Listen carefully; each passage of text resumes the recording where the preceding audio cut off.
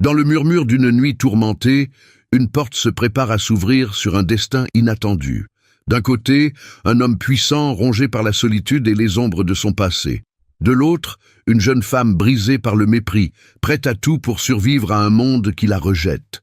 Quand leurs regards se croisent, un secret longtemps enfoui menace de ressurgir. Et avec lui, une vérité capable de bouleverser leur vie. Restez avec nous pour découvrir cette histoire, pleine d'émotions et de rebondissements. Et n'oubliez pas de vous abonner à la chaîne pour nous aider à atteindre nos premiers 1000 inscrits. Dans les rues pavées de Lyon, sous un ciel d'automne chargé de brume, la vie de la haute bourgeoisie s'écoulait comme un fleuve tranquille, bordé de façades haussmanniennes et de lanternes à gaz qui vacillaient au crépuscule. C'était l'année 1890, au cœur de la belle époque, où les fortunes se forgeaient dans les usines de soie et les salons parfumés d'opulence. Henri Beaumont, magnate de la soie, veuf depuis 5 ans, régnait sur cet empire avec une main de fer enveloppée de velours. À 40 ans, il portait encore le deuil dans ses yeux sombres, un regard qui imposait le silence aux domestiques et aux enfants qui peuplaient sa vaste demeure rue de la République. Ses 3 enfants, la douce Claire, âgée de 12 ans, le turbulent Louis de 10 ans et la petite Renée de 8, erraient comme des ombres dans les couloirs ornés de tapisseries flamandes. La mère, emportée par une fièvre impitoyable, avait laissé un vide que ni les nounous ni les précepteurs ne parvenaient à combler. Henri, absorbé par ses affaires, rentrait tard, les épaules alourdies par le poids des contrats et des dettes invisibles que l'expansion de son atelier dissimulait. Il était seul, profondément seul, dans cette maison qui résonnait d'échos muets. Les dîners se déroulaient en silence, interrompus seulement par les rires forcés des enfants ou les cliquetis des couverts en argent. Ce soir-là, alors que la pluie fine tambourinait contre les vitraux, Henri s'assit à son bureau massif, une pile de factures devant lui. La lumière vacillante d'une lampe à huile projetait des ombres longues sur les murs lambrissés. Il signa un chèque d'une main distraite, pensant à Claire qui toussait de nouveau dans sa chambre. Les médecins parlèrent de mélancolie, mais il savait que c'était le chagrin qui rongeait sa fille aînée. Louis, lui, défiait l'autorité en brisant des vases précieux, et René se cachait sous les tables pour pleurer. Comment un homme d'affaires, habitué aux négociations impitoyables, pouvait-il panser ces blessures invisibles? Dehors, la nuit enveloppait la ville d'un manteau humide. Émilie Laurent, 28 ans, couturière méprisée des salons lyonnais, avançait d'un pas hésitant vers cette porte massive. Vêtue d'une robe de laine grise usée, aux manches effilochées et au col alto orné d'un ruban fané, elle serrait contre elle un petit baluchon contenant ses aiguilles et ses échantillons de tissu. Ses cheveux châtains, noués en un chignon sévère, étaient mouillés par la pluie, et son visage pâle, marqué par des cernes profonds, trahissait des nuits sans sommeil. Émilie n'était pas née pour la gloire. Fille d'un ouvrier tessile, elle avait appris l'art de la couture auprès de sa mère, dans les ateliers étouffants de la Croix-Rousse. Mais un scandale l'avait frappée 2 ans plus tôt. Accusée à tort d'avoir volé un patron précieux à une maison de haute couture, elle avait été chassée, bannie des cercles respectables. Les ragots l'avaient suivie comme une malédiction. La voleuse aux doigts agiles, murmuraient les dames en corset et en crinoline lors des thés dominicaux. Pourtant, Émilie survivait. Elle cousait en secret pour les domestiques, réparait des ourlets dans les arrière-cours, évitant les regards accusateurs. Ce jour-là, une lettre anonyme l'avait conduite ici. La veuve de M. Beaumont avait un goût exquis pour les dentelles. Vous pourriez recoudre son manteau d'âme. Les mots étaient cryptiques, mais l'adresse était claire. L'hôtel particulier des Beaumont. Émilie avait hésité des heures, le cœur battant. Pourquoi elle, une méprisée, une paria sociale? Mais la faim et le désespoir l'avaient poussée. Ses propres rêves, ouvrir un atelier à elle, loin des intrigues, s'effritaient comme du taffetas usé. Elle frappa à la porte un coup timide qui résonna dans le vestibule. Le majordome, un homme raide en livrée noire, ouvrit avec suspicion. « Que voulez-vous » grogna-t-il, examinant sa silhouette modeste. Émilie déglutit, sa voix tremblante mais ferme. « Je suis couturière. J'ai été recommandée pour réparer des vêtements. » Pour les enfants, peut-être. Le majordome haussa un sourcil, prêt à la renvoyer, quand un bruit de pas retentit dans l'escalier. Henri apparut, et le torse enveloppé d'un gilet de brocart sombre, les manches de sa chemise blanche retroussées. Ses yeux, d'un bleu acier, se posèrent sur elle avec une curiosité mêlée d'irritation. « Qui est-ce, Duval ?» demanda-t-il au majordome, qui balbutia une explication. Émilie soutint son regard, sentant une étincelle inattendue, non pas de la pitié, mais une reconnaissance muette du combat quotidien. « Monsieur Beaumont, murmura-t-elle, je peux réparer ce qui est déchiré, vêtements, âme, tout. » Les mots lui échappèrent, imprudents, mais vrais. Henri fronça les sourcils, intrigué malgré lui. Pour la première fois depuis des mois, une présence étrangère perçait le voile de solitude qui l'étouffait. Dans la chambre des enfants, Claire observait par la fenêtre, son petit visage pressé contre la vitre froide. Qui était cette femme au seuil de leur monde clos? Louis et René, attirés par le murmure, s'approchèrent, leurs yeux écarquillés de curiosité. La porte s'entr'ouvrit sur un possible, un frisson d'espoir dans l'air chargé de secrets. Mais au-delà, dans les ombres de Lyon, d'autres regards guettaient, rivaux d'affaires, langues vipères de la société, prêts à tisser leur toile. Et si cette frappe à la porte n'était pas le début d'une réparation, mais l'étincelle d'un incendie qui consumerait tout? Restez avec moi, chers amis, pour découvrir comment une couturière oubliée va recoudre les fils d'un destin brisé. Si cette histoire vous captive déjà, abonnez-vous à la chaîne pour ne rien manquer des drames de la Belle Époque et commentez-moi de quelle ville et de quel pays vous nous regardez. Votre voix nous porte plus loin. Le lendemain matin, le soleil filtrait timidement à travers les rideaux de dentelle de l'hôtel particulier des Beaumont. Lyon s'éveillait dans un concert de charrettes et de cris de marchands, l'air embaumé par l'odeur de pain frais et de soie brute qui montait des ateliers voisins. Henri Beaumont, assis à la table du petit déjeuner, observait ses enfants avec une attention forcée. Claire, pâle comme un fantôme, remuait distraitement sa tasse de chocolat, ses yeux perdus dans le vague. Louis, les cheveux en bataille, dévorait ses tartines en jetant des regards espiègles vers la fenêtre, tandis que René, perché sur un tabouret trop haut, dessinait des motifs de fleurs sur la nappe immaculée avec un doigt mouillé de lait. « Claire, ma chérie, as-tu bien dormi ?» demanda Henri d'une voix douce, mais teintée d'inquiétude. Sa fille aînée leva les yeux, un sourire fragile aux lèvres. « Oui, père, mais j'ai rêvé de maman. Elle cousait une robe pour moi, avec des perles qui brillaient comme des étoiles. » Henri sentit un pincement au cœur. 5 ans déjà, et le deuil planait encore comme une ombre sur leur table. Il posa sa serviette, hochant la tête. « Les rêves sont des amis capricieux. Mange, cela te fera du bien. » Duval, le majordome, entra avec raideur, portant un plateau d'argent. « Monsieur, la couturière attend dans le salon d'attente. Elle insiste pour voir les vêtements des enfants. » Henri fronça les sourcils, se rappelant la femme de la veille, Émilie Laurent, avec son regard franc et ses mots audacieux.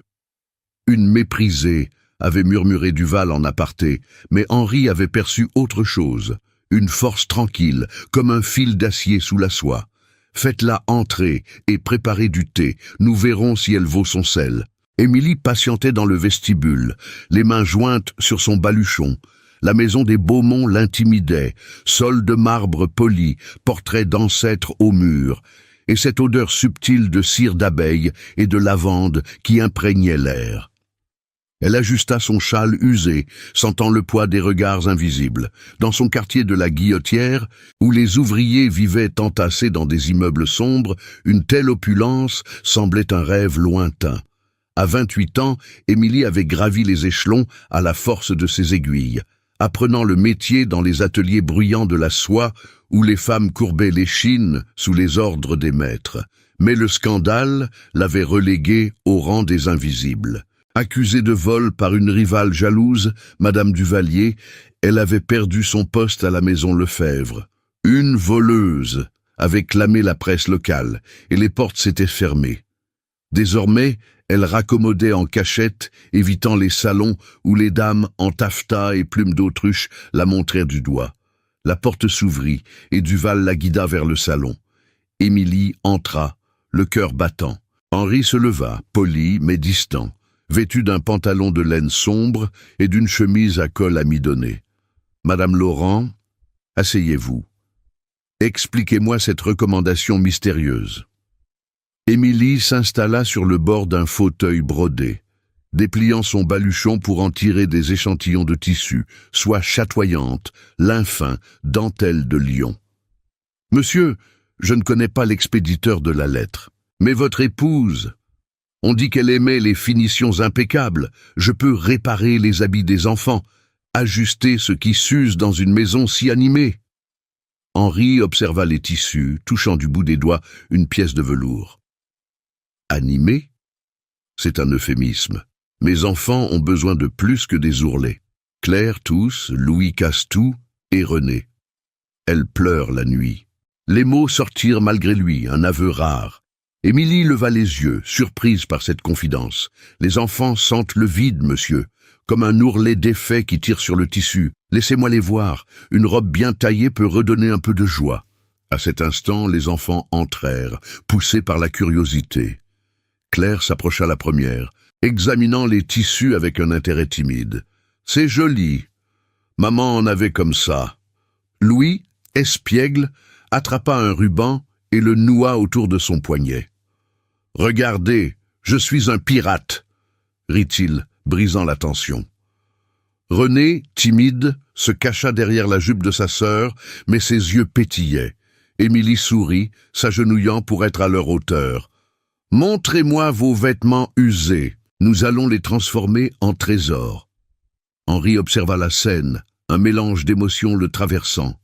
Cette femme, avec ses mains calleuses et son chignon impeccable, apportait une chaleur qu'il n'avait pas sentie depuis longtemps.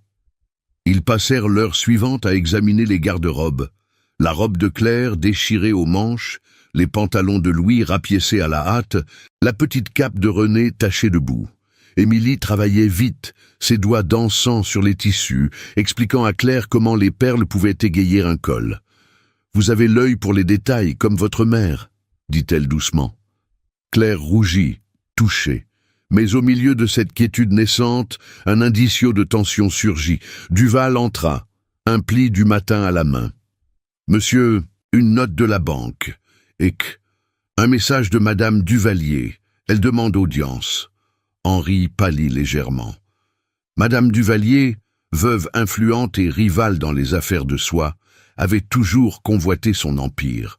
Émilie capta le regard inquiet de Henri et un frisson la traversa. Qui était cette Duvalier? Le nom lui rappelait vaguement le scandale qui l'avait brisé. Tandis qu'Émilie rangeait ses outils, Claire lui glissa un ruban dans la main. « Revenez demain, s'il vous plaît. » Émilie hocha la tête, mais en sortant, elle aperçut par la fenêtre une silhouette sombre au coin de la rue. Un homme en manteau noir, observant la maison. Était-ce un hasard, ou le souffle d'un conflit plus grand qui s'approchait, prêt à déchirer les fils qu'elle venait de recoudre? Henri referma la porte derrière elle, le cœur un peu plus léger, mais une ombre nouvelle planait. La lettre anonyme, cette visite impromptue. Et si Émilie n'était pas venue par hasard, mais pour tisser un piège invisible? Les jours suivants s'écoulèrent dans une routine précaire pour la maison Beaumont. Émilie revint chaque matin, ses pas légers sur le pavé humide de la rue de la République, portant son baluchon comme un bouclier.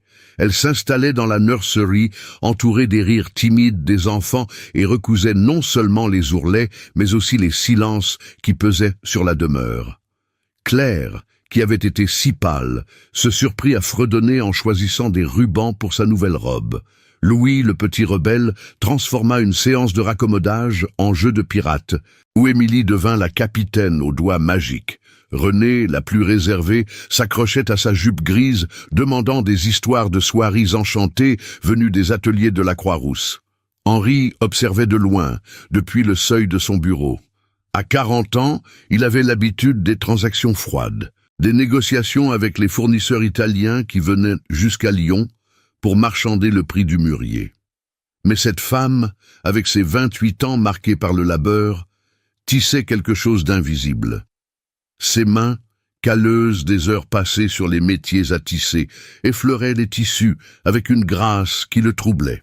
« Vous rendez la maison vivante, Madame Laurent », lui dit-il un après-midi, alors qu'elle ajustait un col sur la chemise de Louis. Émilie rougit légèrement, baissant les yeux. « Ce ne sont que des points, monsieur. Mais un bon point peut tenir un empire. » Pourtant, la paix était fragile. Duval, le majordome, marmonnait dans les couloirs, ses lèvres pincées trahissant son mépris pour cette intruse des bas quartiers. Et dehors, Lyon bruissait de rumeurs. Les salons de la place Bellecour, où les dames en crinoline, des chapeaux emplumés, sirotaient leur thé à la menthe, colportaient déjà des murmures. Madame Duvalier, veuve acariâtre de 50 ans, dont l'empire de soieries rivales grignotait les parts de marché d'Henri, avait entendu parler de la nouvelle venue. Ces espions, des valets payés ou des commères payés en dentelle, rapportaient tout. La couturière aux yeux hantés, les rires dans la nurserie, le regard adouci d'Henri. Ce fut un mardi pluvieux, 3 jours après la première visite d'Émilie, que l'incident éclata. Henri rentra plus tôt que d'habitude, les épaules alourdies par une réunion tendue à la chambre de commerce. Les prix de la soie chutaient et un incendie dans un entrepôt avait ravagé une cargaison entière.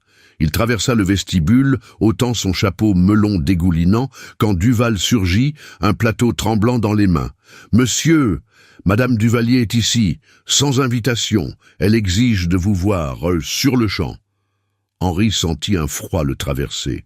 Madame Duvalier n'était pas une simple rivale. Elle était une vipère en soi, veuve d'un magnate qui avait autrefois prêté de l'argent à la famille Beaumont. Ses dettes passées planaient comme une épée de Damoclès, et elle le savait. Faites-la entrer dans le salon bleu, et occupez les enfants. Il se redressa, ajustant son gilet de brocart, mais son cœur battait fort. Émilie, alertée par le bruit, s'approcha discrètement depuis la nurserie, les enfants derrière elle. « Restez en arrière », murmura-t-elle à Claire, qui serrait un ourlet à moitié fini. Le salon bleu, avec ses meubles laqués et ses rideaux de damas, devint le théâtre d'une confrontation. Madame Duvalier entra comme une tempête, son corsage de taffetas noir craquant sous la tension, son chignon gris orné d'une broche en jet qui semblait un œil accusateur.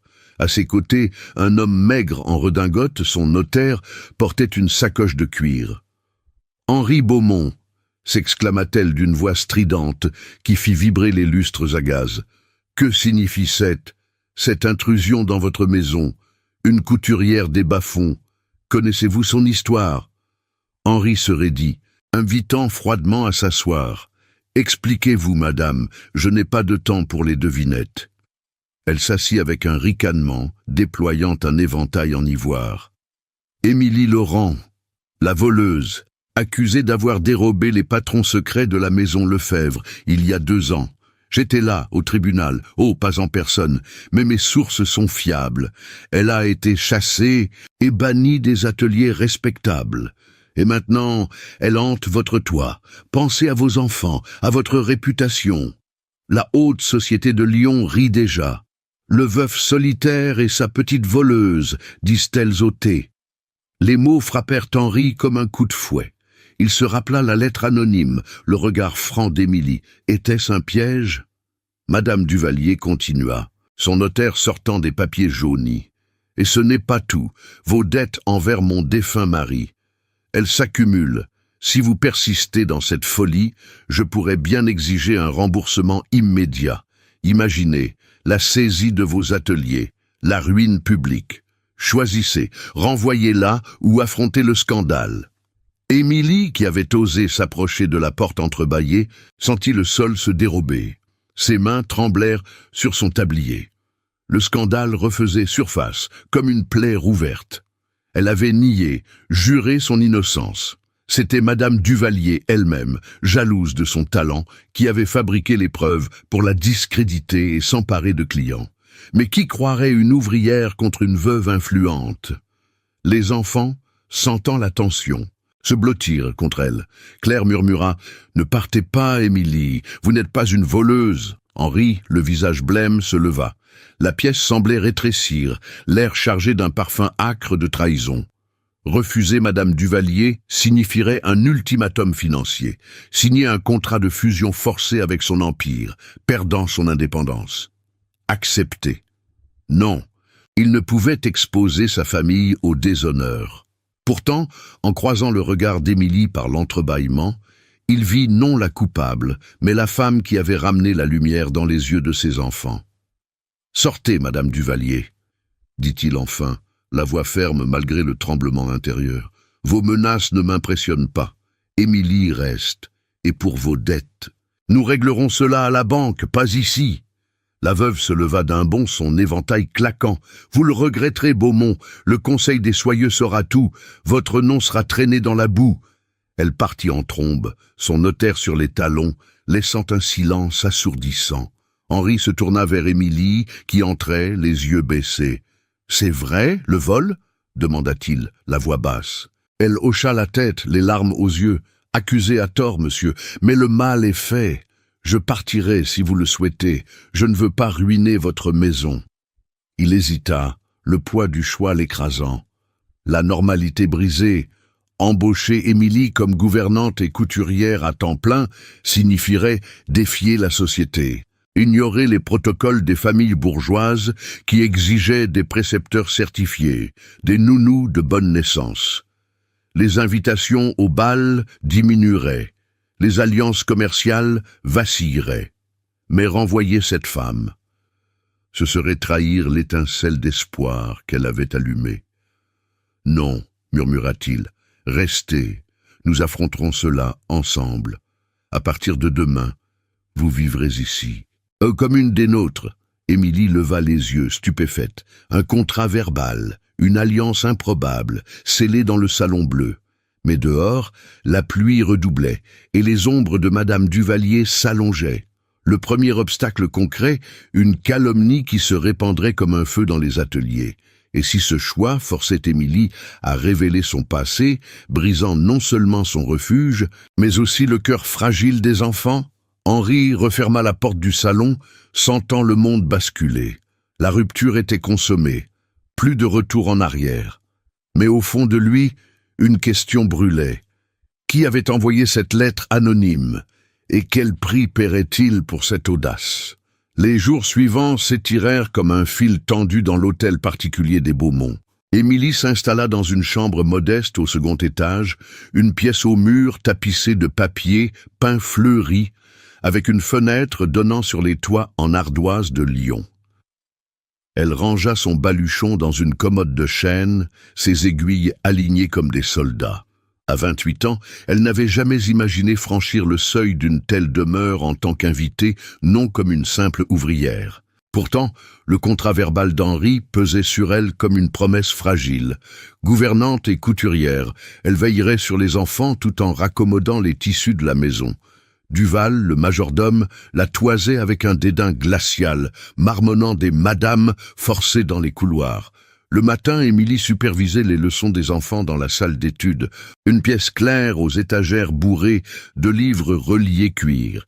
Claire, 12 ans, absorbait les rudiments de géographie avec un intérêt nouveau, ses cheveux blonds tressés d'un ruban bleu qu'Émilie avait cousu. « Regardez, mademoiselle, la soie voyage de Chine jusqu'à nos ateliers », expliquait-elle, déroulant une carte jaunie. Louis, 10 ans, gigotait sur sa chaise. Ses culottes courtes reprisées aux genoux par ses soins. « Et si on faisait une voile avec ça pour un bateau ?» proposait-il, espiègle, arrachant un sourire à Émilie. René, 8 ans, dessinait des motifs de fleurs sur son ardoise, sa petite robe de percale, ajustée à la perfection, sans une tache. Henri passait parfois la tête par la porte, son veston de laine grise impeccable, les manches de sa chemise blanche retroussées sur des avant-bras musclés par les visites aux usines. Ses yeux bleus s'attardaient un instant sur Émilie, notant la façon dont elle calmait Louis d'un geste doux ou comment elle encourageait Claire à lire à voix haute. « Vous gérez bien le chaos », murmura-t-il un jour, sa voix basse comme un secret partagé. Émilie rougit, baissant les yeux sur son ourlet en cours. « Ce ne sont que des points, monsieur, mais ils tiennent. » Un silence s'installa, chargé d'une chaleur inattendue, leurs regards se croisant un bref instant. Un rosse invisible, comme un fil effleurant une aiguille. Mais le monde extérieur grondait, Madame Duvalier n'avait pas chômé. Ses murmures s'étaient propagés comme une teinte indélébile sur la soie, au thé de l'après-midi, place Bellecour, où les dames en robe de jour à taille cintrée et manches gigot sirotèrent leur thé à la bergamote, on chuchotait. Beaumont a embauché la voleuse Laurent, une paria des ateliers, pour élever ses enfants. Quel scandale! Les invitations se raréfiaient. Un dîner chez les Lefebvre fut annulé sans explication. Henri serrait les dents lors de ses réunions à la chambre de commerce, où les regards obliques le suivaient comme des ombres. La première épreuve arriva un jeudi après-midi, sous forme d'une visite semi-publicaine, le cercle des dames charitables de la paroisse Saint-Nizier, qui organisait un thé pour collecter des fonds pour les orphelins. Henri, soucieux de maintenir les apparences, insista pour qu'Émilie accompagne Claire et René. « C'est une sortie anodine pour les enfants, » dit-il, ajustant le chapeau de feutre de sa fille aînée. Émilie hésita, son estomac noué. Vêtue d'une robe simple de serge grise, au col haut et aux poignets bordés de dentelle fine, un cadeau improvisé d'Henry, taillé dans un reste d'atelier, elle se sentait exposée, comme un patron déplié sous des yeux critiques. « Je ne suis pas faite pour ces cercles, monsieur, » murmura-t-elle. Il posa une main sur son bras, un geste fugace qui la fit tressaillir. « Vous l'êtes maintenant, pour elle. » La salle paroissiale, un vaste rez-de-chaussée aux murs blanchis à la chaux et aux fenêtres ornées de vitraux, et bourdonnait d'activité. Des tables drapées de nappes blanches ployaient sous les pâtisseries et les tasses de porcelaine. Les dames, en tenue de visite, corsage de soie à volant, jupe à plusieurs épaisseurs, papotaient en éventail à la main. Émilie guida les filles vers un coin, Claire serrant son poupon de chiffon, René admirant les gâteaux. Mais les regards convergèrent vite. Madame Lefebvre, une matrone aux joues poudrées et aux chignons ornés de perles, s'approcha, son sourire acide. « Tiens, tiens, la petite Beaumont !»« Et qui est cette ?»« Personne, » demanda-t-elle, les yeux plissés sur Émilie. Claire rougit, mais Émilie se redressa, sa voix ferme, malgré le tremblement. « Je suis Émilie Laurent, gouvernante des demoiselles Beaumont. » Un ricanement étouffé parcourut le cercle. « Laurent, celle du scandale à la maison de couture. Oh, ma chère, on ne tolère pas les ombres ici, » susurra une autre, Madame Roux, en ajustant son collier de caméo. Les enfants se crispèrent. René se cacha derrière les jupes d'Émilie. La friction de classe était palpable. Ces femmes, nées dans l'opulence, voyaient en elle une intruse, une ouvrière aux mains rugueuses, osant fouler leur parquet ciré. Une humiliation subtile s'insinua, des chaises écartées, des invitations polies à rester en retrait. Henri arriva alors, alerté par un messager. Vêtu d'un pantalon rayé et d'un gilet à boutons d'argent, il traversa la salle d'un pas assuré, ignorant les murmures. Il s'inclina légèrement vers Madame Lefebvre. « Ma gouvernante est sous ma protection. Ses talents surpassent bien des ragots. » Sa voix, calme mais tranchante, fit taire l'assemblée un instant. Il se tourna vers Émilie, son regard soutenant le sien avec une intensité nouvelle. Un micro-geste de défense, un silence partagé qui valait 1000 mots. Elle sentit une étincelle, non de la pitié, mais d'une alliance naissante. Pour briser la glace, Émilie sortit de son réticule un petit broche en argent, un objet hérité de sa mère, un camée représentant une rose entrelacée de soie, symbole de son passé aux ateliers. « Permettez-moi d'offrir cela pour la tombola », dit-elle, le tendant à l'organisatrice. Les yeux s'écarquillèrent. Le bijou, simple mais exquis, attira des enchères surprises. Claire sourit, fière. « C'est beau, comme maman. » Le moment allégea l'air. Un petit avancé émotionnel. Émilie n'était plus seulement l'intruse, mais une présence qui offrait. Pourtant, dans l'ombre du fond de la salle, une silhouette observait. Le notaire de Madame Duvalier. Un homme aux lunettes pincées, notant chaque détail dans un carnet. La veuve agissait déjà dans les coulisses. Ses fils, de maigres tentacules, prêts à resserrer la toile. À la sortie, sous un ciel plombé, Henri offrit son bras à Émilie pour franchir une flaque. Leurs doigts se frôlèrent, un ross innocent qui fit battre son cœur. « Vous avez tenu bon », murmura-t-il. Elle hocha la tête, un sourire timide aux lèvres.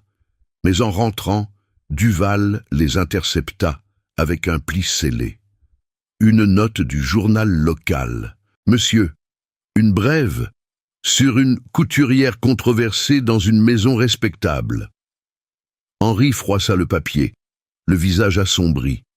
La conséquence sociale était visible, un commentaire anonyme qui alerterait les rivaux et peut-être déclencherait une vague plus grande. Émilie sentit le danger poindre, et si ce broche, ce geste généreux, n'était que le début d'un arc qui la lierait à Henri, au prix d'un scandale plus profond, la tempête s'abattit sur Lyon comme une vengeance divine, ce vendredi soir d'automne. Le vent hurlait dans les ruelles étroites de la Croix-Rousse, arrachant les feuilles des platanes et fouettant les façades des immeubles bourgeois. Des trombes d'eau martelaient les vitraux de l'hôtel particulier des Beaumont, transformant les jardins en un lac boueux. Henri avait renvoyé les domestiques plus tôt, craignant que les rues ne deviennent impraticables. Duval, le majordome, maugréait en verrouillant les volets, tandis qu'Émilie bordait les enfants dans leur chambre commune au second étage. Claire serrait son poupon contre elle, les yeux grands d'effroi. « La pluie va emporter la maison », murmura-t-elle. Émilie caressa ses cheveux blonds. « Non, ma chérie, les vieux murs de Lyon ont vu pire. Dormez, je reste près de vous. » Mais le tonnerre gronda plus fort, et René se réveilla en pleurs, se blottissant contre sa sœur. Louis, feignant le courage, se cachait sous les couvertures. Émilie, sentant l'angoisse monter, décida de les distraire. Elle sortit de sa chambre un objet hérité de sa mère, un petit harmonium portatif, un instrument modeste aux touches jaunies, qu'elle avait sauvé des ateliers lors de son exil. « Écoutez cela », dit-elle doucement, s'asseyant sur le bord du lit. Ses doigts, habitués aux aiguilles, effleurèrent les touches. Une mélodie simple en sortit, un air de berceuse lyonnaise, doux comme une caresse de soie. Les notes s'élevèrent, couvrant le rugissement du vent. Claire s'apaisa la première, ses paupières lourdes. Louis roula sur le côté, captivé. René sourit faiblement. « C'est comme une chanson de maman », chuchota-t-elle. Henri, en bas, dans le salon aux lumières tremblotantes des lampes à huile, arpentait la pièce. Les factures s'empilaient sur son bureau, et le pli du journal, cette maudite brève sur la couturière controversée, le rongeait. La société lyonnaise, avec ses codes rigides de la belle époque, ne pardonnait pas les écarts. Les alliances commerciales vacillaient déjà. Un fournisseur italien avait annulé une commande ce matin. Il s'approcha de la fenêtre, observant la nuit déchaînée. Soudain, un craquement retentit. Une branche s'était brisée contre le toit et un volet claqua violemment. Le cœur battant, il grimpa l'escalier en hâte, craignant pour les enfants. Il frappa doucement à la porte de la nurserie. Émilie ouvrit, son chignon défait par l'humidité, une mèche châtain collée à sa tempe pâle. Derrière elle, la mélodie persistait, faible mais apaisante. « Tout va bien ?» demanda-t-il, la voix rauque. Elle hocha la tête, mais un éclair illumina son visage, révélant une fatigue profonde. « Ils dorment presque. Entrez, si vous voulez. » Henri hésita, puis franchit le seuil. La chambre, éclairée par une unique chandelle, semblait un havre au milieu du chaos.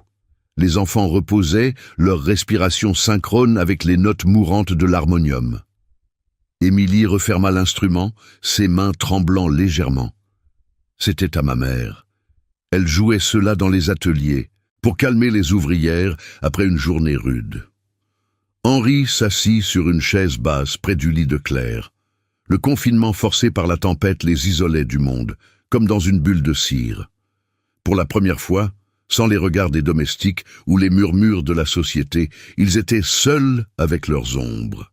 « Vous jouez bien, » murmura-t-il. « Ma femme. Elle aimait la musique. Avant les enfants, nous allions au concert à l'opéra, mais depuis sa mort. » Sa voix se brisa. Émilie leva les yeux, surprise par cette confidence. Elle s'assit en face de lui, sur le tabouret de René, la robe grise collant à sa peau humide.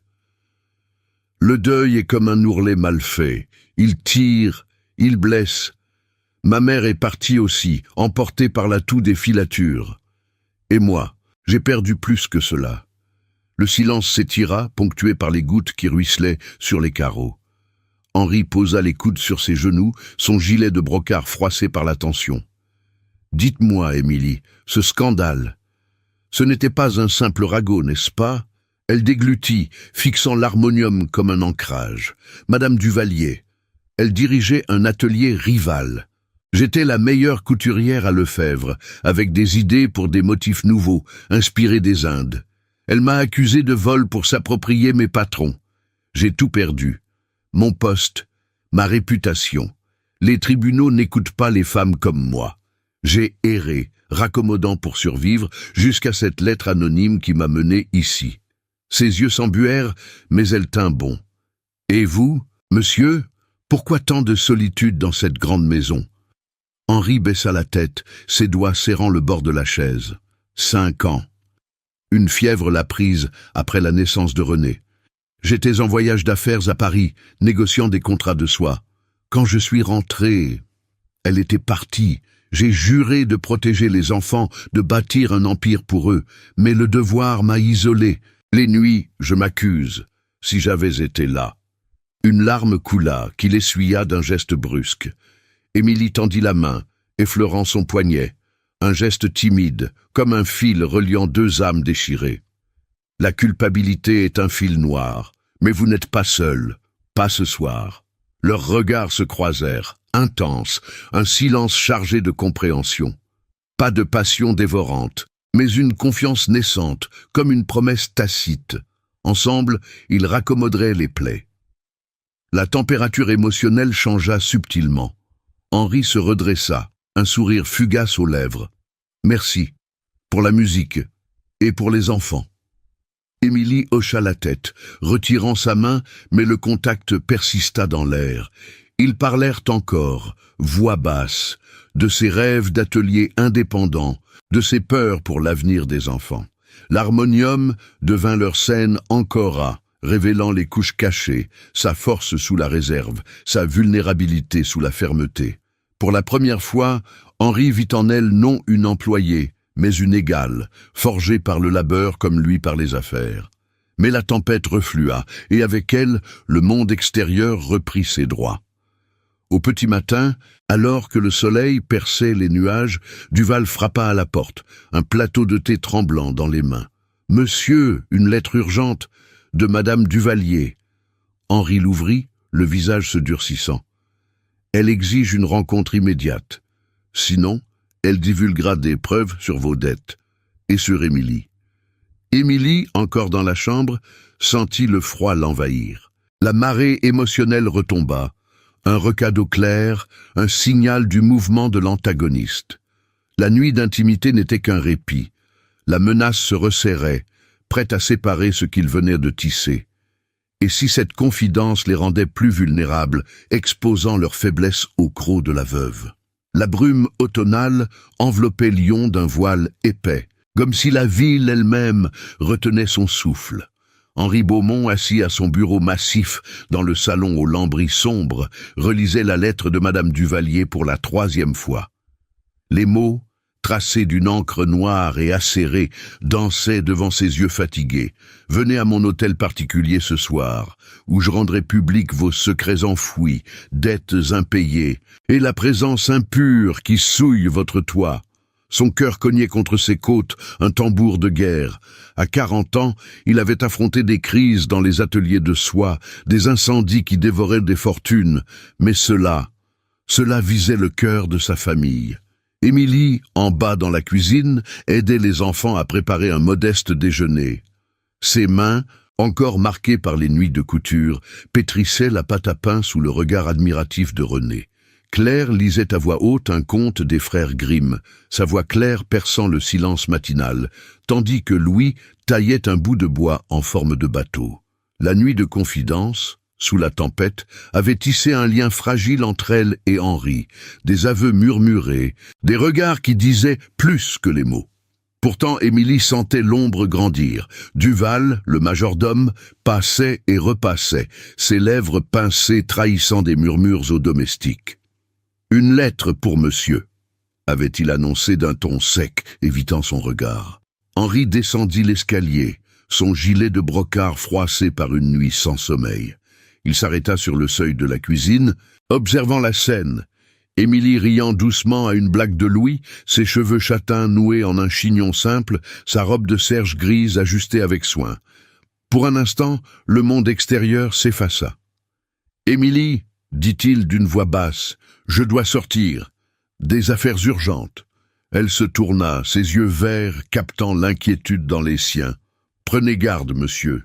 La pluie a rendu les rues glissantes. » Un silence s'étira, chargé de ce qui n'était pas dit. Il hocha la tête, effleurant du regard la main de Claire qui serrait un ruban bleu, un symbole de leur nouvelle routine. Dehors, la place Bellecour bruissait déjà de calèches et de marchands. Henri héla un fiacre, son chapeau melon incliné contre le vent froid. L'hôtel particulier de Madame Duvalier, rue du Platte, se dressait comme une forteresse de pierre grise, ses fenêtres hautes, ornées de voilages lourds. À 50 ans, la veuve régnait sur son empire de soierie avec une poigne impitoyable, son mari défunt ayant légué non seulement des ateliers, mais une rancune tenace envers les Beaumont. Elle l'accueillit dans son salon rouge sang, entouré de meubles empires et de portraits sévères. Son corsage de taffetas noir craquait sous sa respiration saccadée, une broche en onyx scintillant comme un œil accusateur. À ses côtés, son notaire, un homme voûté aux lunettes cerclées d'or, étalait des documents sur une table laquée. « Henri Beaumont, enfin !» siffla-t-elle, un sourire carnassier aux lèvres. « Asseyez-vous. Nous avons à parler de... dette. » Henri s'installa, raide, refusant le thé qu'elle offrait d'un geste théâtral. « Vos prêts d'il y a 10 ans sur les ateliers de votre père. Intérêts composés, négligence. Vous devez 30 000 francs, payables immédiatement. Ou je saisis tout, usine, maison, même les jouets de vos enfants. » Les chiffres dansaient sur les papiers jaunis, signés de la main tremblante du père d'Henri. Une dette invisible, gonflée par les ans que l'expansion de son empire avait masquée. Mais comment avait-elle ces détails précis? Un espion dans ses comptes? « Ce n'est pas tout, » poursuivit-elle, son éventail claquant comme un fouet. « Votre couturière, cette Laurent. Je sais tout, le scandale fabriqué de mes propres mains pour briser une rivale trop talentueuse. Mais maintenant, elle est sous votre toit. Élevée Claire, Louis, René, avec ses mains sales d'ouvrière, la société lyonnaise gronde déjà. J'ai des témoins, des valets qui jurent l'avoir vu vous effleurer, des commères qui parlent d'une liaison indécente. » Henri blêmit. L'attaque était frontale, une exposition publique en gestation. Elle sortit une liasse de lettres, faux, il en était sûr, rédigées de sa main ou achetées à des plumes affamées. Demain, au conseil des soyeux, je dénonce tout. Vos dettes, son passé, votre folie. Perdez vos contrats, votre nom, ou signez cela. Elle poussa un contrat, fusion forcée de ses ateliers avec les siens, perdant son indépendance pour toujours. Henri se leva d'un bond, les poings serrés. « Jamais, vous ne toucherez pas à ma famille. » Mais en sortant, sous la pluie qui redoublait, il sentit la nasse se refermer. Madame Duvalier n'était pas seule. Ses fils, gérants de ses affaires, propageaient déjà les rumeurs au café des négociants. À la chambre de commerce, un allié fidèle, Monsieur Lefebvre, l'intercepta dans l'antichambre aux lambris de bois. « Henri, prudence, Duvalier parle de preuves irréfutables. Si vous persistez avec cette femme, nous devrons nous distancier pour le bien du commerce. » La perte d'appui était tangible. Un contrat clé avec un tisseur parisien annulé par télégramme, des invitations au dîner rétractées. La réputation d'Henri, pilier de la bourgeoisie lyonnaise, se fissurait comme une soie mal teinte. De retour à la maison, le crépuscule tombait, les lanternes à gaz s'allumant une à une. Émilie l'attendait dans le vestibule, les enfants couchés. Que s'est-il passé » demanda-t-elle, sa voix tremblante. Henri hésita, le poids de la trahison l'écrasant. « Duvalier, elle sait pour le scandale, et pour nos dettes. Elle menace de tout révéler publiquement, au conseil demain, si je ne cède pas. » Il s'interrompit, passant une main sur son front moite. Émilie pâlit, reculant d'un pas. « C'est ma faute, mon passé vous contamine, les enfants.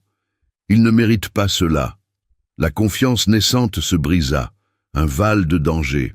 Elle se sentait isolée, une paria même ici, son statut de gouvernante menacé par les ombres du dehors.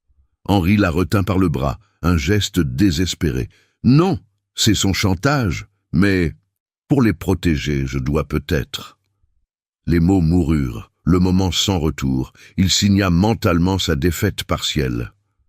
Demain, il affronterait le conseil seul, sans elle, pour préserver l'illusion d'une maison respectable.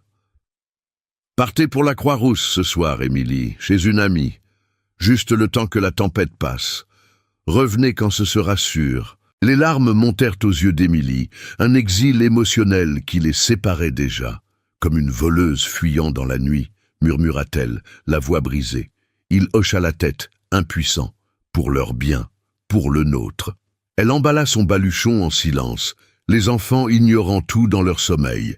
Duval, observant de l'ombre, un sourire froid aux lèvres, allié secret de la veuve, ferma la porte derrière elle. Henri s'effondra dans un fauteuil, la maison résonnant de vide. La rupture était consommée, plus de retour à l'innocence des ourlets et des berceuses. Mais dehors, sous la lune voilée, Émilie marchait seule dans les rues sombres, un ultimatum social planant. Si Duvalier triomphait, ce serait l'exil permanent et le cœur d'Henri brisé pour de bon. Qui paierait le prix de cette séparation forcée? Les jours qui suivirent l'exil forcé d'Émilie furent un tourment pour Henri Beaumont. Lyon, sous un ciel d'hiver précoce, s'enveloppait d'un froid mordant qui s'infiltrait jusque dans les eaux de la maison rue de la République. Les enfants, sentant l'absence comme une déchirure, erraient avec des regards mornes. Claire refusait de toucher à ses robes neuves. Louis brisait des jouets par rage contenue et René pleurait en demandant « Où est la dame aux aiguilles ?» Henri, rongé par la culpabilité, passait ses nuits à relire les vieux livres de contes dans son bureau, aux ombres dansantes. La dette envers Duvalier n'était pas un simple oubli. C'était un piège tendu par le père de la veuve, qui avait gonflé les intérêts pour asseoir son emprise sur les ateliers Beaumont. Mais pourquoi maintenant? Et cette lettre anonyme qui avait amené Émilie? Était-ce Duvalier elle-même, pour mieux la discréditer ensuite? Au conseil des soyeux, réunis dans la grande salle de la chambre de commerce, un édifice aux colonnes de marbre et aux lustres à gaz étincelants, l'attaque avait été féroce. Madame Duvalier, installée au premier rang dans son manteau de fourrure noire, avait déversé son venin. Beaumont fricote avec une voleuse. Ses dettes le rendent faible, indigne de notre guilde. Les murmures avaient enflé, des alliés comme Lefebvre baissant les yeux. Henri avait tenu bon, niant la liaison fantasmée, mais la menace planait. Un vote pour geler ses commandes, une ruine larvée. Il était rentré brisé, la maison vide, résonnant de son échec. Duval, le majordome, avait osé un sourire en coin. « Monsieur a besoin de repos. Laissez-moi m'occuper des affaires. » Émilie, de son côté, s'était réfugiée chez une ancienne compagne d'atelier dans un garni étroit de la Guillotière. Les murs suintants et l'odeur de soupe aux choux contrastaient avec le luxe des Beaumont, mais c'était un abri. 28 ans de labeur l'avaient endurcie, elle ne se laisserait pas briser.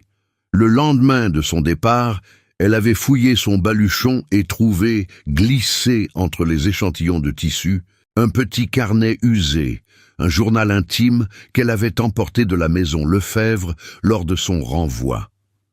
Oublié dans la hâte, il contenait non seulement ses propres esquisses de motifs, mais des notes griffonnées par une apprentie, des preuves de la manipulation de Duvalier. Madame D a payé le gardien pour cacher les patrons.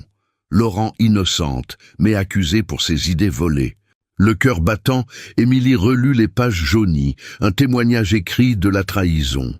Et plus, une lettre pliée, signée d'un valet repentant, révélant que Duvalier avait aussi falsifié les comptes du pré Beaumont, en collaboration avec un notaire véreux, pour forcer une fusion et monopoliser la soie lyonnaise. La révélation structurale frappa Émilie comme un éclair. Ce n'était pas un scandale isolé, c'était un complot ourdi depuis des années où sa ruine personnelle servait l'ambition de la veuve. Duvalier n'était pas une rivale jalouse, mais une manipulatrice impitoyable, prête à sacrifier des vies pour son empire. La colère monta, un feu purificateur. Émilie n'attendrait plus dans l'ombre. Elle rédigea une lettre prompte de sa main ferme, adressée au Conseil des Soyeux et copiée à Henri. « Messieurs, je suis Émilie Laurent, couturière injustement calomniée. Voici les preuves. Journal, témoignage, qui démontre que Madame Duvalier a fabriqué mon accusation pour s'approprier mes créations et gonfler les dettes de Monsieur Beaumont pour la servir. Lyon mérite la vérité, non les mensonges d'une vipère en taffetas. » Elle scella l'enveloppe d'un cachet de cire simple, un motif de rose, son camée symbolique, et l'envoya par coursier avec une note personnelle à Henri.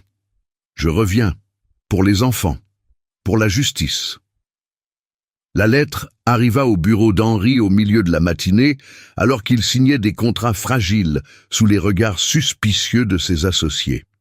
Il l'ouvrit, les mains tremblantes, et lut avidement.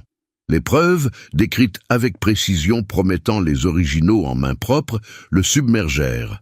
Ce n'était pas sa froideur passée qui l'avait isolé, mais un devoir écrasant. Protéger sa famille d'un piège familial, hérité du père, qu'il avait cru effacé par son labeur. Émilie n'était pas une faiblesse, elle était la clé. Un pic d'espoir surgit. Il brûla les faux papiers de Duvalier dans la cheminée, un geste symbolique, et rédigea une réponse hâtive. « Venez ce soir, nous affrontons cela ensemble. Votre courage recoue ce que j'ai déchiré. » Émilie agit avec une agence nouvelle, prompte et publique. Elle se rendit d'abord chez l'imprimeur de la place des Jacobins, un homme bourru qui connaissait les scandales des ateliers.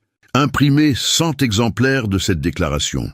Pour les salons, les cafés, les portes des usines, l'argent gagné en raccommodant clandestin suffit à peine, mais sa voix, ferme derrière le guichet, fit plier le typographe. « C'est du courage, mademoiselle, Duvalier paiera. » Les feuilles volèrent bientôt dans les rues, des commères les lisaient au marché, des ouvriers aux portes des filatures.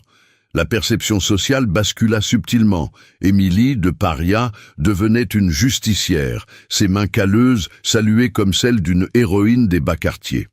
Un léger humour perça même. Au thé, une dame murmura « La voleuse, plutôt la tisseuse de vérité ». Henri l'attendait au crépuscule, la maison éclairée par des chandelles tremblotantes. Quand elle frappa, il ouvrit lui-même, ignorant Duval qui rôdait. « Émilie », murmura-t-il, la tirant dans le vestibule. Leurs regards se croisèrent, un rapprochement contenu.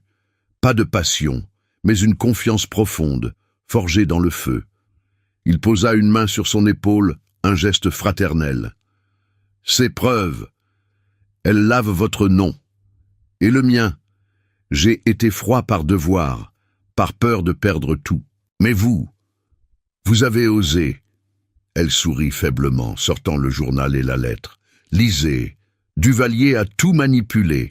Mon scandale pour voler mes motifs, vos dettes pour vous briser. Mais ensemble. » Les enfants surgirent, courant vers elle avec des cris de joie. Claire l'étreignit. « Vous êtes revenus. » Un pic d'espoir illumina la pièce. Émilie ajusta un ruban sur la robe de René, Henri observant avec une tendresse nouvelle. Pourtant, le val de danger suivit vite. Duval entra, pâle, un télégramme à la main. « Monsieur, Madame Duvalier convoque une assemblée extraordinaire au Grand Théâtre demain soir, pour révéler la vérité sur les Beaumont. Elle a des témoins, dit-elle. La menace s'amplifia. La veuve contre-attaquerait, peut-être avec de faux témoignages ou une saisie imminente. Henri serra les poings, l'indignation montant contre cette femme qui piétinait des vies pour de l'or. Émilie, sentant le poids, proposa « Allons-y, publiquement. Vos alliés, mes preuves, nous la démasquerons. » Mais au fond d'elle, une peur, et si Duval, ce traître aux yeux froids, était son espion. L'assemblée du théâtre, avec ses balcons bondés et ses lustres étincelants, serait le champ de bataille. Si Émilie triomphait, ce serait la chute de Duvalier, sinon l'exil pour tous. Henri hocha la tête, leur alliance scellée dans le silence. Demain, sous les feux de la rampe, la vérité éclaterait ou tout s'effondrerait. Le grand théâtre de Lyon scintillait sous les lustres à gaz, leurs flammes dansant comme des étoiles captives.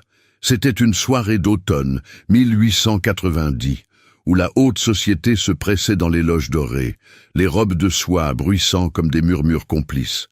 Henri Beaumont, vêtu d'un habit noir impeccable au revers de satin, ajusta son nœud papillon d'une main ferme. À ses côtés, Émilie Laurent, dans une robe de taffetas bleu nuit qu'elle avait cousue elle-même, col haut orné de dentelle de lion, manches bouffantes et jupe à traîne modeste, sentait son cœur martelé. 28 ans de silence brisé par cette assemblée extraordinaire, convoquée par Madame Duvalier sous prétexte d'un débat sur l'honneur des soyeux. Les enfants restaient à la maison, sous la garde d'une nounou de confiance, leurs prières muettes résonnant dans l'esprit d'Émilie. La salle bondée bourdonnait d'impatience. Les bourgeois en redingote et les dames en crinoline emplissaient les fauteuils de velours rouge, les éventails claquant comme des applaudissements nerveux. Monsieur Lefebvre, allié hésitant d'Henri, hocha la tête depuis une loge voisine, un geste d'encouragement discret. Duval, le majordome, n'avait pas été invité. Henri l'avait congédié la veille, soupçonnant ses liens avec la veuve. Émilie serra le petit camé à son cou, la rose entrelacée de soie, symbole de son combat. « Courage !» murmura Henri, sa main effleurant la sienne dans l'ombre de l'horloge. Un contact fugace, chargé de cette confiance forgée dans la tempête. Madame Duvalier monta sur la scène, imposante dans son corsage de velours noir brodé d'or, son chignon gris orné d'une tiare de perles. À 50 ans, elle incarnait la vipère triomphante, flanquée de son notaire et de 2 témoins, des valets au regard fuyant, achetés pour l'occasion. Le silence tomba comme un rideau. « Mesdames, messieurs !» lança-t-elle d'une voix stridente qui fit vibrer les lustres. « Ce soir, nous purgeons notre guilde d'un poison. Henri Beaumont, endetté jusqu'au cou, abrite chez lui une voleuse notoire, Émilie Laurent. Voici les preuves. » Elle brandit un dossier épais, des lettres falsifiées et un faux contrat de prêt gonflé à outrance. 30 000 francs dus et cette créature, accusée de vol à la maison Lefebvre, élève ses enfants. Une liaison scandaleuse souille notre commerce. Témoin, parlez !» Un valet balbutia. « Je l'ai vu, effleurer Monsieur Beaumont dans les couloirs. » L'autre renchérit, fabriquant des détails sordides. Les murmures enflèrent, des rires étouffés perçant l'air parfumé de jasmin et de tabac. Madame Lefebvre, dans le parterre, secoua la tête avec dédain. Émilie sentit la nausée monter. La sabotage finale de la veuve visait à l'humilier publiquement, à la réduire à une ombre des ateliers. Henri se raidit, prêt à bondir, mais elle posa une main sur son bras. « Attendez, c'est notre tour. » Le président du conseil, un homme bedonnant en gilet rayé, invita Henri à la barre. Il gravit les marches, la foule suspendue à ses lèvres. Madame Duvalier ment. Ses dettes sont exagérées, forgées par son notaire véreux pour m'asservir. Quant à Émilie Laurent, il fit signe. Elle monta à son tour, sa jupe frôlant les marches de marbre, le camé luisant sous les feux. La salle retint son souffle, une ouvrière sur scène, osant défier l'élite. « Je ne suis pas une voleuse », déclara-t-elle, la voix claire et ferme comme un fil tendu. « Madame Duvalier a fabriqué mon scandale pour voler mes motifs. Inspiré des Indes. Voici les preuves, ce journal d'atelier, ce témoignage d'une apprentie repentante. » Elle déplia les pages jaunies, lisant à voix haute les notes accablantes, paiements aux gardiens, appropriation de patron. Le notaire blêmit, reculant dans l'ombre. Puis, le contre-attaque intelligent. Lefebvre se leva de sa loge, brandissant un registre bancaire qu'Henri lui avait confié. « J'ai vérifié les comptes. Les intérêts ont été manipulés. » Duvalier complote pour monopoliser la soie lyonnaise, ruinant des familles honnêtes. Un murmure de stupeur parcourut l'assemblée. Émilie ajouta, les yeux rivés sur la veuve. « Vous m'avez brisé pour mes idées. Vous avez piégé Monsieur Beaumont pour son empire. Mais Lyon n'est pas votre toile. » Elle sortit une lettre finale, signée par d'anciennes ouvrières. « Nous jurons sur nos aiguilles. Laurent est innocente. » Le chaos éclata. Madame Duvalier hurla. « Mensonge! Arrêtez-les » Mais la foule bascula. Des applaudissements sporadiques fusèrent, puis un tonnerre. Madame Lefebvre, touchée par le camée offert jadis, se dressa. « Assez de calomnies. Cette femme a du courage. Duvalier de la cupidité. » Les témoins exposés avouèrent sous la pression « payés pour mentir ». La veuve, le visage tordu, tenta de fuir la scène, trébuchant sur sa traîne. Humiliée publiquement, son empire fissuré, elle fut escortée dehors par des huissiers, ses perles roulant au sol comme des larmes de verre. La communauté reconfigura tout. Des acclamations emplirent le théâtre. À Beaumont, à Laurent. Lefebvre serra la main d'Henri. « Votre gouvernante est une perle. Nos contrats reprennent demain. » Émilie, de humilée à respecter, fut entourée de dames curieuses, admirant son camée. « Vous avez recousu l'honneur de Lyon, » murmura l'une. Le pic d'euphoria déferla, une victoire cathartique, le poison évacué, les cœurs libérés. Henri et Émilie descendirent de scène, leurs regards se croisant dans un silence complice, un engagement tacite, comme un ourlet invisible liant leur destin. Dehors, sous la nuit étoilée, la foule se dispersa en chuchotements approbateurs. Henri offrit son bras à Émilie pour la calèche. « Nous avons gagné !» murmura-t-il, sa voix chaude dans l'air frais. Elle sourit, posant sa main sur la sienne. Ensemble. Mais dans le silence post-tempête, une ombre persistait. Duvalier exilé, mais ses fils rôdaient-ils encore? Et ce camée, compromis dans la tourmente, mènerait-il à un legs plus grand? Si cette victoire vous émeut, abonnez-vous à la chaîne pour ne rien manquer d'autres histoires passionnantes de la belle époque. Les jours suivants, la soirée triomphale au Grand Théâtre, s'écoulèrent comme un fleuve apaisé après la crue. Lyon, enveloppé d'un automne doux, bruissait encore des échos de l'Assemblée. Les salons de la place Bellecour, autrefois hostiles, s'ouvraient désormais avec une curiosité avide. Henri Beaumont rentra dans sa demeure, rue de la République, le bras d'Émilie sous le sien, tandis que la calèche cahotait sur les pavés humides. Les lanternes à gaz projetaient des halos dorés sur leurs visages, illuminant un sourire partagé. « Nous l'avons fait » murmura-t-il, sa voix grave résonnant dans la nuit fraîche. Émilie serra son camée, le métal tiède contre sa peau. Pas seul, ensemble, comme un fil et une aiguille. À la maison, les enfants les attendaient, blottis près de la cheminée du salon. Claire bondit la première, ses nattes blondes dansant. « Père, avez-vous gagné ?» Louis et René suivirent, leurs yeux écarquillés.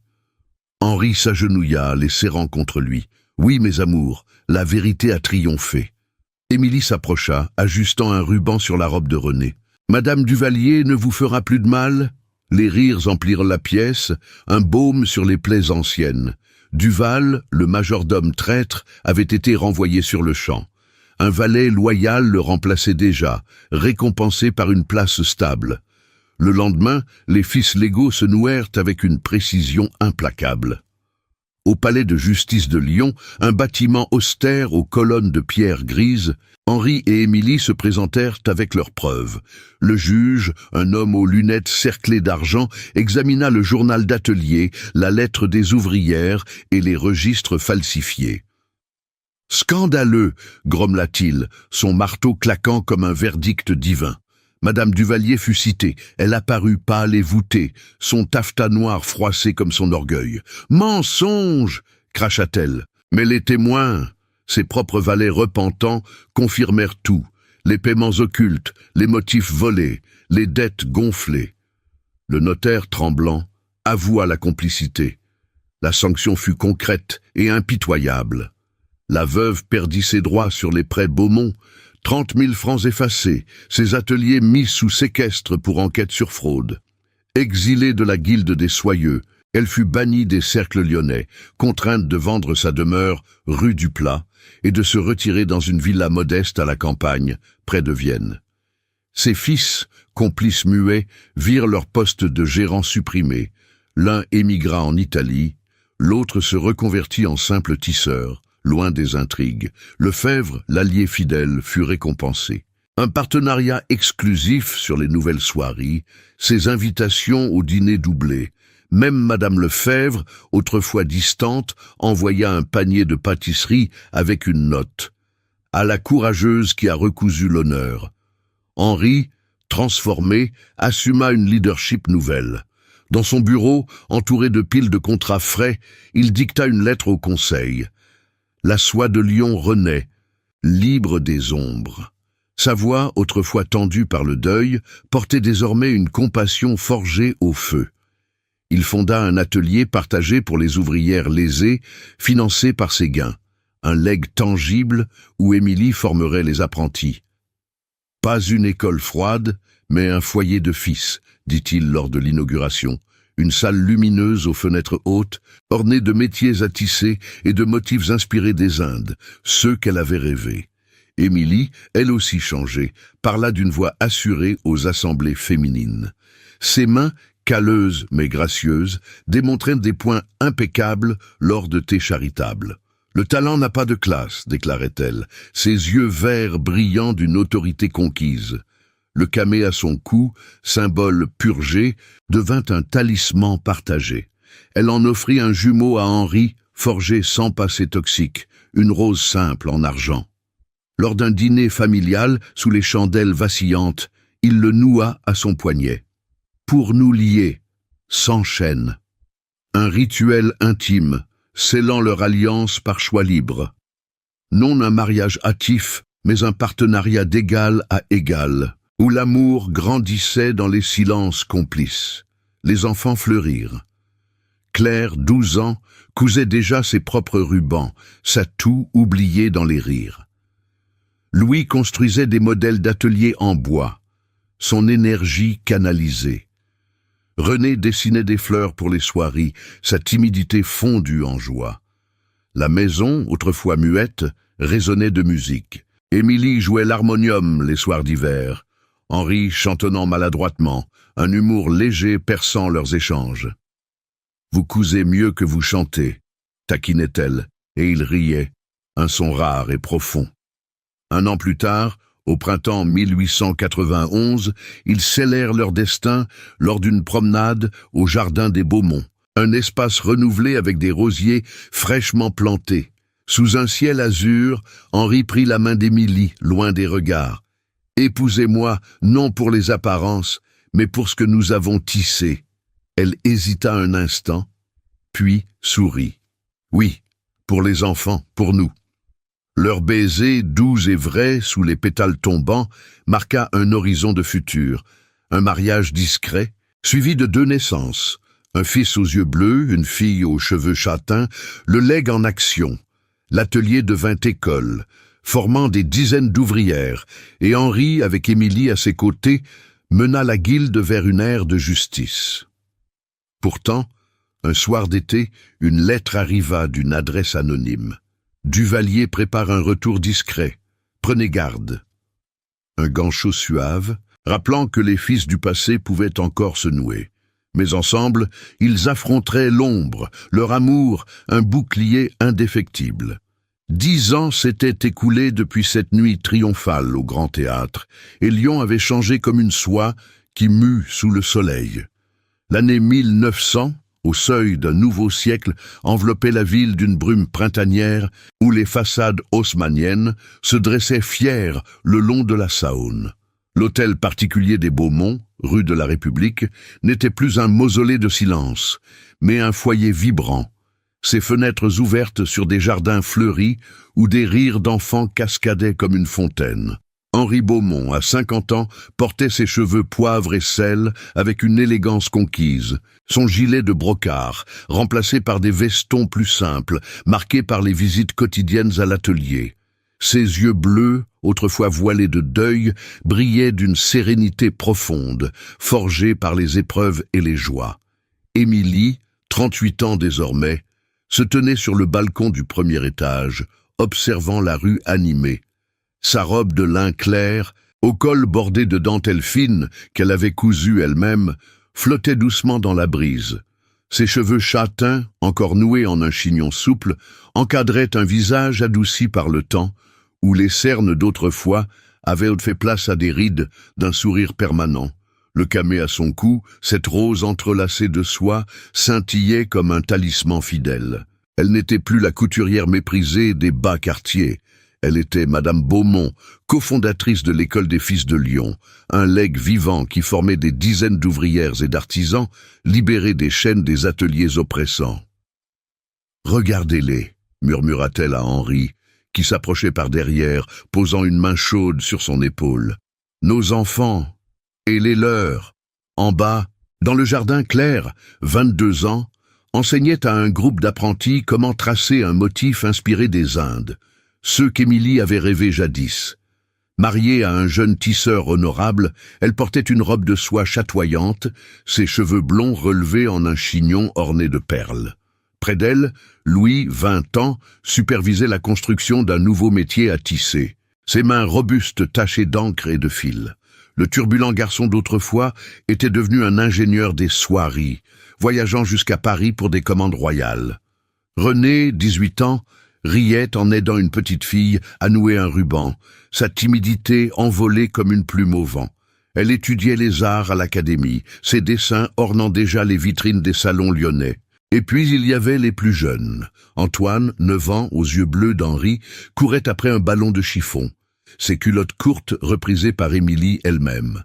À ses côtés, Sophie, 7 ans, aux boucles châtaines de sa mère, ramassait des pétales pour en faire des couronnes. Le mariage, célébré en 1891 dans une chapelle discrète de la Croix-Rousse, avait porté ses fruits inattendus. Un amour mûri dans l'adversité, résistant au temps comme un fil d'acier gainé de velours. « Ils sont notre victoire », dit Henri, sa voix grave résonnant contre l'oreille d'Émilie. Elle se tourna, leurs regards se croisant dans cette intimité familière, et notre pardon pour les ombres que nous avons traversées. Les changements sociaux s'étaient tissés patiemment. L'école des fils, installée dans un ancien entrepôt rénové près de la Guillotière, bourdonnait d'activité. Des femmes des bas quartiers, autrefois invisibles, y apprenaient non seulement la couture, mais la lecture, les contes, l'indépendance. Émilie y enseignait chaque matin, sa voix assurée guidant des mains tremblantes vers la maîtrise. « Un point droit et le monde s'aligne », disait-elle, un sourire aux lèvres. Henri, à la tête de la guilde des soyeux, avait imposé des réformes, salaire juste, ateliers aérés, fini les dettes occultes qui rongirent les familles. Lefebvre, vieilli mais fidèle, siégeait à ses côtés au conseil, sa femme envoyant encore des pâtisseries en signe de gratitude. La haute société, jadis hostile, les invitait désormais au bal de l'opéra, où Émilie dansait en taffetas bleu, non plus comme une intruse, mais comme une égale respectée. Pourtant, le prix payé par certains pesait encore dans les mémoires, teinté de nostalgie douce amère. Madame Duvalier, exilée à Vienne, avait sombré dans l'oubli. À 60 ans, rongée par l'amertume, elle vivait recluse dans une villa décrépite. Ses fils dispersés, l'un ruiné par des spéculations folles en Italie, l'autre devenu un simple ouvrier à Marseille, fuyant les scandales paternels. Duval, le majordome traître, avait fini ses jours dans un garni sordide, chassé de toute maison respectable après l'aveu de sa complicité. « Ils ont payé cher leur venin », murmura Émilie un soir, alors que la famille dînait sous les chandelles. Henri hocha la tête, serrant sa main sous la table. « Mais nous avons gagné la lumière. » La nostalgie les enveloppait lors des veillées d'hiver, quand l'harmonium d'Émilie reprenait vie dans le salon. Les enfants, les grands et les petits, s'asseyaient en cercle, écoutant les berceuses lyonnaises qui avaient bercé les tempêtes passées. Claire jouait du piano maintenant. Louis contait des anecdotes d'usine avec un humour espiègle. René chantait d'une voix claire. Antoine et Sophie, blottis contre leurs parents, demandaient « Racontez l'histoire de la voleuse courageuse ». Émilie riait doucement, ses yeux embués. Ce n'était pas une voleuse, mes amours, c'était une femme qui recousait des destins brisés. Henri ajoutait, sa voix émue, et un homme qui apprit à voir au-delà des ourlets. Un après-midi d'automne, alors que les feuilles rougissaient les platanes de la place Bellecour, la famille se réunit pour l'inauguration d'une plaque à l'école, fondée par Henri et Émilie Beaumont en mémoire des Fils invisibles. La foule applaudit, des ouvrières en tablier blanc brandissant des bannières de soie.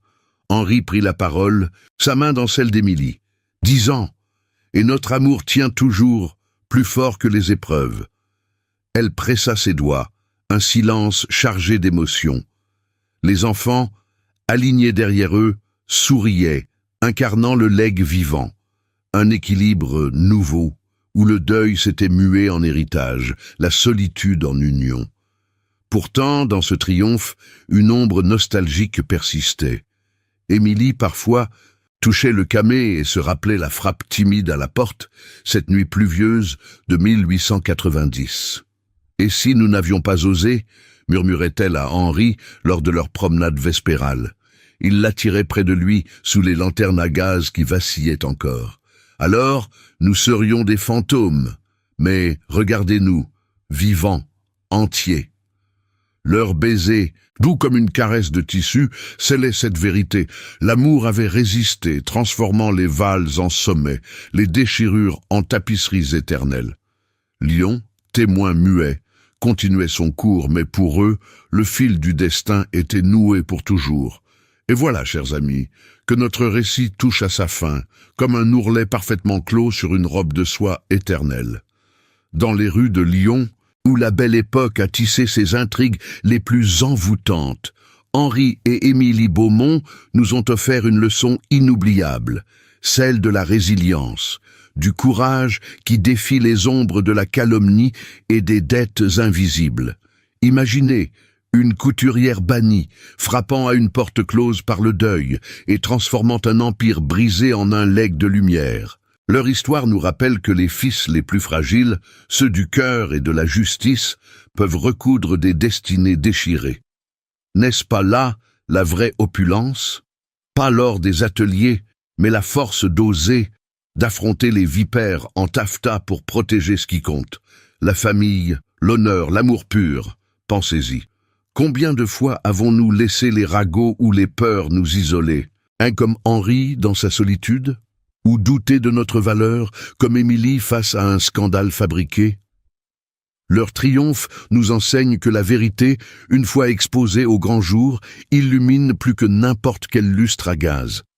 Et ce baiser sous les pétales, 10 ans plus tard, prouve que l'amour véritable résiste aux tempêtes. Il grandit, il fleurit en école pour les oubliés, en rire d'enfants qui portent l'héritage d'une union forgée dans l'adversité.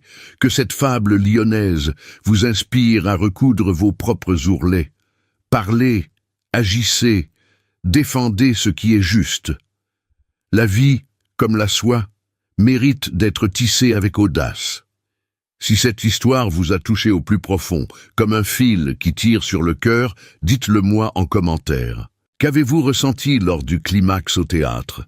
Quelles leçons en retirez-vous pour votre propre vie? Et pour savoir qui a suivi jusqu'au bout, écrivez le mot « aiguille » dans les commentaires. Cela m'aidera à partager plus de drames passionnants comme celui-ci. N'oubliez pas de liker si les rebondissements vous ont captivé et abonnez-vous pour ne rater aucune autre narration de la belle époque, pleine de passion et de victoire. Des cartes en fin de vidéo vous mènent vers des récits similaires. Une duchesse en exil à Nice, un amour interdit à Cannes. Cliquez et laissez-vous emporter. Merci d'avoir voyagé avec moi dans ce monde de dentelles et de destin. À bientôt pour de nouvelles broderies d'émotions.